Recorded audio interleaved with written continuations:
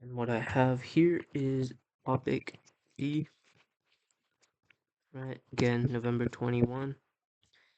Let's see. And this is HLSL. Let's see. A charge and a charge negative 2q, or distance 3x apart. Point P is on the line joining the charges, the distance x from plus q. The magnitude of the electric field produced at P by the charge q alone is E.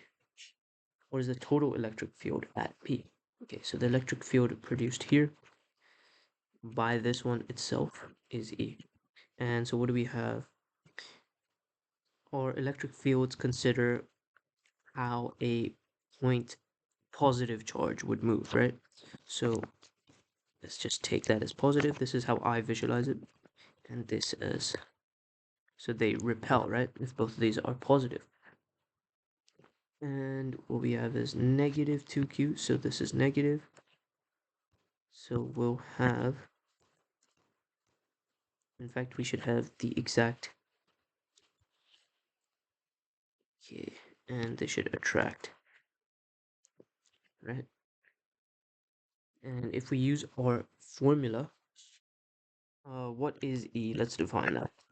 E is essentially equal to KQ R squared, right? R squared. And so let's define RE for this. Not R, sorry. Yeah, R squared, but in this case it's X. So let's write X. And then we have E of negative 2Q. Let's write that. E is equal to KQ, sorry, K negative 2Q. And we have 2x, so let's write 2x squared. And so what we get is negative k 4 half. So we get k over 2, we get,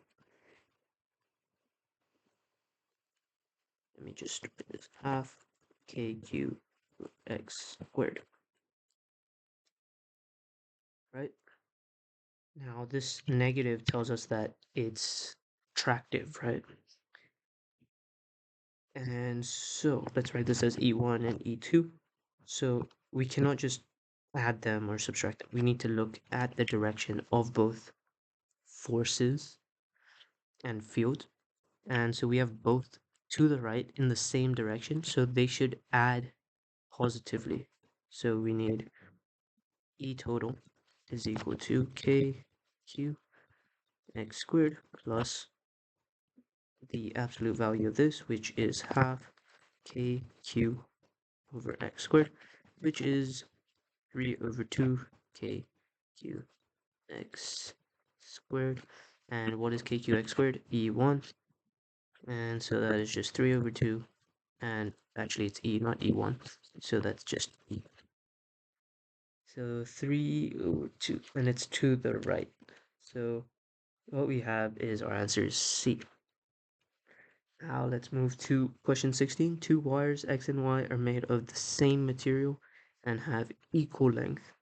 The diameter of X is twice that of Y. What is the resistance of X over the resistance of Y?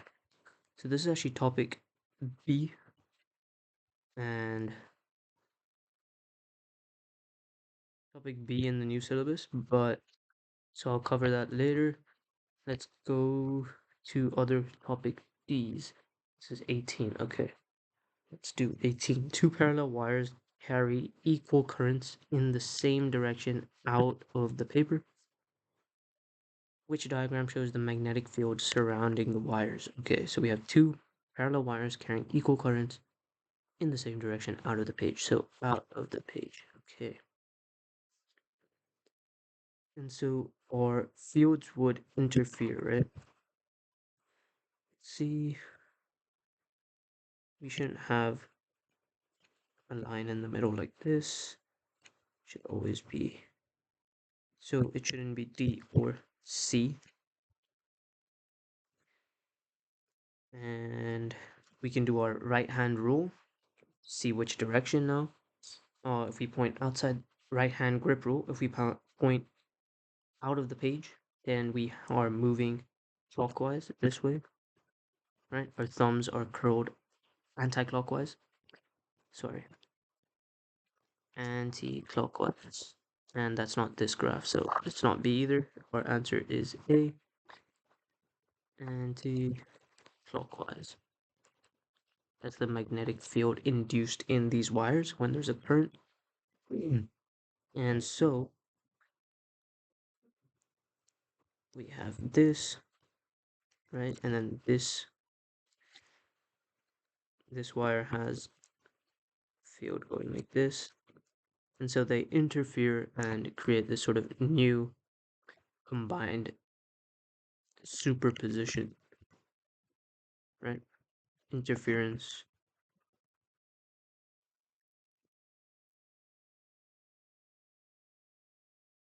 position of fields. And so our answer is A.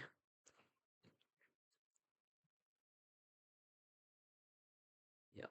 And they're equal current, so shouldn't look too different. Should be symmetrical. Mass at the end of a string. So this is topic A again. Let's come back to that. Let's go to D. This is E.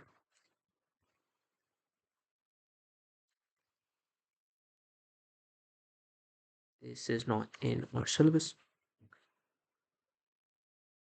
Again, not in our syllabus. Fuel has mass density. This would also be topic B. Topic B. Okay, we have topic C. Okay, here we have equipotentials. Okay, the diagram shows equipotential lines for an electric field. Which arrow represents the acceleration of an electron at point E? So point P is here. We always move from higher to lower, right? We always move from higher potentials to lower potentials, but that is for conventional current. So that's the clear distinction we have to make. Conventional current, positive charges move from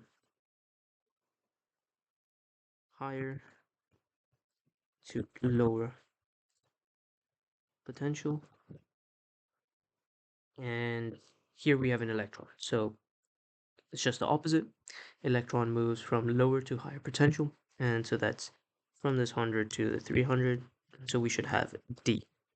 And we always move perpendicular to the equipotential lines because our field, so we have our equipotential lines like this. Our field lines are actually acting in the perpendicular direction, right? So for this one, it would actually be this way. Conventional current, remember? And our equipotential lines are directly perpendicular to our field lines. So our answer is D there. Now we have 31. Two charged parallel plates have electric potentials of 10 volts and 20 volts. Particle with charge 2 microcoulombs is moved from 10 volt plate to the 20 volt plate. What is the change in electric potential energy of the particle? So electric potential energy is R KQ Q1 Q2 over R, right? That's our formula. Electric potential energy. Yep. And so, and that's also just equal to our change in electric potential. Oops. Should be electric potential by the way. Yep. So our change in electric potential divided by our change in R. And so do they tell us the distance? No, they don't tell us the distance. They do tell us the change in potential, and they tell us the charge of the particle. And so what we can do is use this. In fact, this is not the right formula. This is why you guys might make a mistake or be confused. We should be using our work done, right? Our work done is our KE, and so whatever energy is transferred as KE is the change in our electric potential, right? So work done is equal to our electric potential, which is equal to our change in electric potential, which is equal to our charge times our change in potential. And our charge is 2, and we're moving from 10 to 20, so it should be a positive 10, right? And so that's 20 microjoules, and our answer is D. And the reason it's positive and not negative, think about this. If we're moving up and we're moving to a higher potential, then we're increasing the electric potential energy, right? So our change should be positive. Positive change. Increased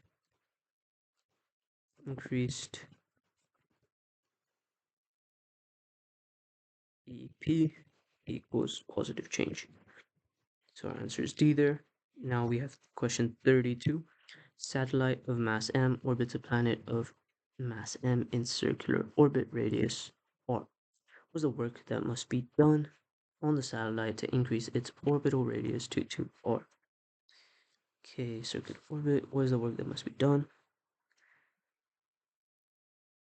Okay, so what we have is our orbital radius. So what we have to do is use our total energy formula, right? And that's not given in our data booklet. Okay, there's something wrong with my pen. Hopefully you guys can bear with me. E total is equal to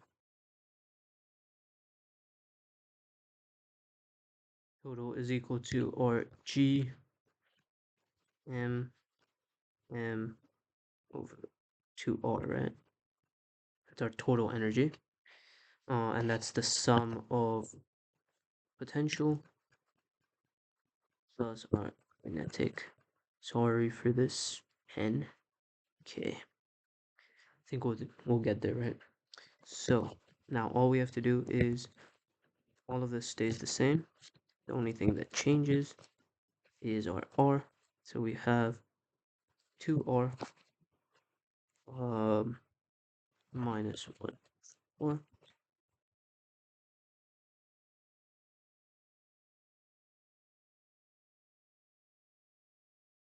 Right? And that ends up being 2, so that becomes 1 over 2R. And so what we have is GMM over 4R. Hopefully you guys can see that clearly. And our answer is C.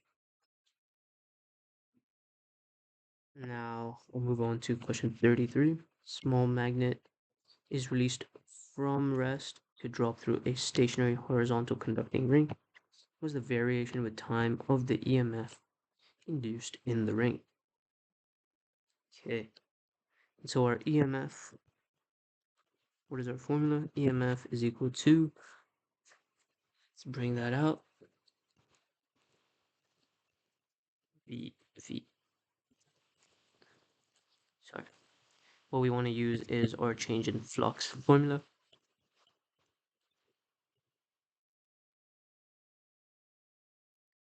That's time.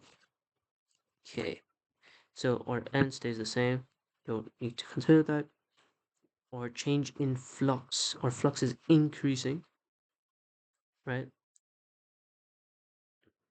through a stationary conducting ring, so it goes straight through. Okay, let's see the graphs. And so what we have is an increasing magnetic flux linkage, right? Because as we get closer, we're covering a greater area. There's greater interaction between the field of the coil. Let's say the current is moving this way. We have field as so, right?